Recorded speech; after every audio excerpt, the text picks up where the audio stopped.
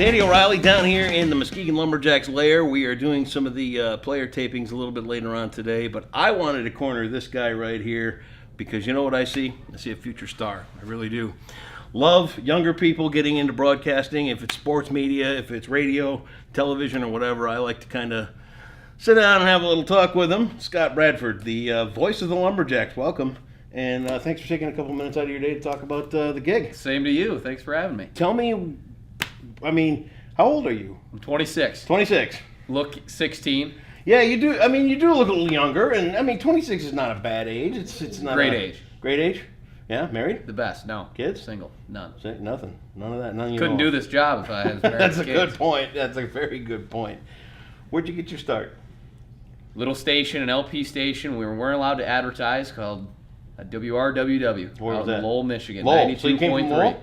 Came from Lowell. Well, came from really Michigan Sports Radio, Davenport Aquinas College, which I started doing after my time at 92.3. But I decided I wanted to start broadcasting about 3 years ago, and just started calling high schools in the area. You know, I'm a Grand Rapids kid, so I have lived in Grand Rapids or Rockford my whole life. And I grew up just down the road from Rockford.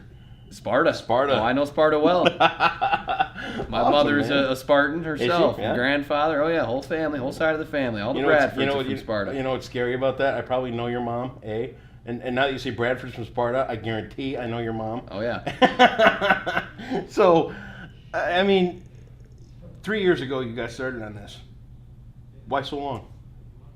Well, it's And I asked that because I knew by the time I was about 12 or 13 that I was going to do something in broadcasting. I had my mind made up and I was going to take those steps. It took you a little longer. What is? You know, part of it was that I was in school. Yeah. There were very limited opportunities. Yeah. Yeah. You know, it's not when the first gig that I had out in Lowell, I was Right. doing high school basketball for free. Were you? So there's not a ton of opportunity out there, It's and I tough. didn't really. I started on the writing side. Yep. When I kind of discovered a passion for broadcasting, I was the senior editor for a website called iSportsWeb. Okay. Still active with the site. Great group of guys there. Check it out. Everyone at home. Free plug iSportsWeb.com. right Free plug for my good buddy Joe and Rob White. So I was doing much more than just writing. I was doing editing, and I was managing a group of about 200 student writers, Sure. which was rewarding and difficult at the same time. I got to work with a lot of kids just like myself in college, had a passion for sports, had a passion for journalism and writing, and from there I realized that I think I was a better fit for broadcasting, and Yeah. it was more of a passion for me Yeah. after I did the writing and editing thing for a couple of years. It's After tough. doing anything for a while, And you know what? It's tough because when you've got a forte in a business like this, people that are watching, they don't necessarily understand that it's a grind when you're not doing something that you really love. right. In this. Even when you do really love it, it's a grind Yeah, sometimes. yeah. But you know, when you can add that element of what makes it fun, like the broadcast element, instead of the writing and the editing and all that kind of stuff, that's where the what's the word I'm looking for? That's where the rush comes from. That's Sure. Where that's the icing on the cake. Yeah. But so you're doing high school basketball, you're doing some behind the scenes stuff. How did you find out about this Muskegon thing? Jason Nyoff, who got hired about 2 weeks before I did. Okay. He's a hockey buddy of mine and has always loved hockey.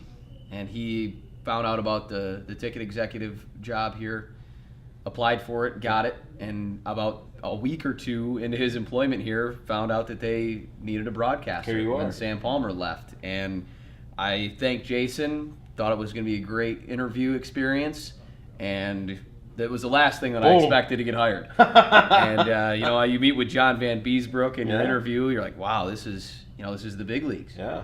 And somehow here I am. Had you ever called a hockey game before? I had called 4 hockey games ever. Yeah. 2 of them I was doing color. Yeah. And that was last winter for the ACHA D3 National Championship. Okay. That was the hockey experience That that I was had. it. That was it. What do you think was the part that sold the team on you?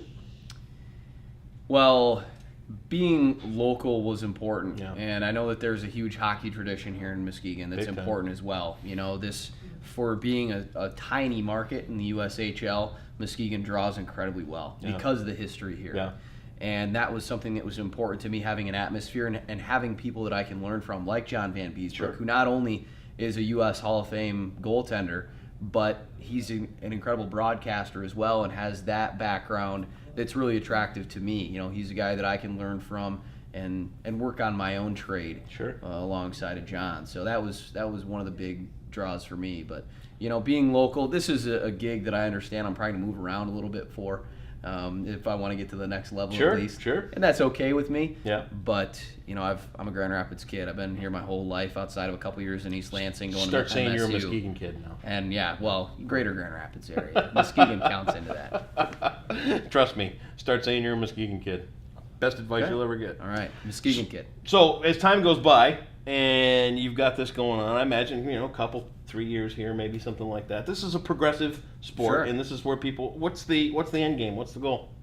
You know, my dream has always been to call the Masters. Yeah? I'd love to take Jim You wanna do Nance's golf? job. I'm a big golfer. I played collegiately. It's always been my passion. Yeah? You know, I've fallen in love with hockey at the same time too. Yeah. It's a play-by-play announcer's dream. Yeah? Because the action is fast-paced. It's incredible to call. And when you have guys like Colin Adams and Andrei Svechnikov out there, it makes my job really, really fun. Yeah. So I have, like I said, I hadn't done any hockey before I got here into Muskegon. Yep. Now that I've done 25 games, I love it. Yeah. I could do hockey the rest of my life and be completely happy. Do you look back at the first few games you called and go, God, what was I doing? you always do. Because I mean I've done auto racing for almost 20 years now, and if you think this is fast, imagine 40 cars doing 180 miles an hour on a racetrack, you know. And I look back at the early days, I didn't know anything. I had never called a race ever. And I walked into the dirt track up at Winston, and here I am, the announcer. And I look back at those early days. It's like, oh my God, what was I thinking? You don't even have to go back to my first games for me to do right? I mean, right? against Sioux City a couple weeks ago, I was terrible. Yeah. So you know, it doesn't. You don't have to go back that far. Yeah. I'm very hard on myself. Yeah. When it comes to broadcasting in my career. career. Personality. Yeah. So you have to find things to work on. You Yeah. have to be critical of yourself in order to get any better. Yeah, awesome. So you're on your way to golf maybe someday. Well, you know, that's the dream, but I think that's a pretty tough gig to get. Are you shopping around? I mean, would you consider a general assignment type thing for a bigger thing? Let's take for instance now. Look at the Griffins and the Red Wings. Yeah. You know, the Griffins guy's up calling Red Wings. Next thing you know, we've got he was here. Figursky. Yeah, no, and not Fongers. Fongers is here, and now he's calling Griffins. Yeah, I know. I should have been the one doing it, right? I mean, come on, let's get that petition going. But that was really, you know, that stuff is exciting to me because that's a potential job for me. Now, you know, it's not gonna. Bob Kaiser, I don't think is going anywhere. And I think Ken Carroll's gonna be fine. He's coming back. I think he's got mono right now. But what I'm saying is that you're taking those same steps those guys did. Yeah, right. So if you get the call, ESPN says, "Hey, we want you to come do some level 2 college basketball game. Fly out on Sunday. You got nothing. Are we gonna go do it?" Absolutely. If nice. We have a Jacks game. That's the guy right there. We don't have a Jacks game. Jacks is first. You know, you said, am I shopping around? No, I'm not shopping around. I like this gig quite a bit. But if the opportunity presented itself. If I could do some, side work. Absolutely. For sure. He's catching on quick. He's a Muskegon kid. All it took was an interview. We got him making him a Muskegon kid. You're going to set me up with that ESPN job, Absolutely. Right? I'm going to call Neil Everett myself. I knew you were a better connection than meets the eye. Scott, thanks for a couple of minutes. Wish you the best. If there's anything, you know what, I mean, all kidding aside, broadcaster to broadcaster, if there's anything I can do to help you out in your career as you want to work your way up through Muskegon and on upwards, holler. That's what the thing I miss the most about being in broadcasting and radio is the opportunity to pass along what I know to the younger people underneath me. There's not, outside of the USHL, there's not many of us that I've seen. Yeah. So not many young broadcasters. Anything I can do to help you out, holler, man. Appreciate it. Scott Bradford, Muskegon Lumberjacks, the voice of them. What's 92 point? 92.5. 92.5. Nash Icon. Nash Sometimes Icon. 97.5, but our flagship station, 92.5 Nash Do they Icon. carry you on Fast Hockey too? Hockey TV now. Hockey TV. Recently switched the name over, rebranding it as Hockey TV. You can hear them on there. You can hear you on there too. And watch live. Nice. In HD. Scott Bradford, the Muskegon Lumberjacks. You're getting to know the whole team right down here.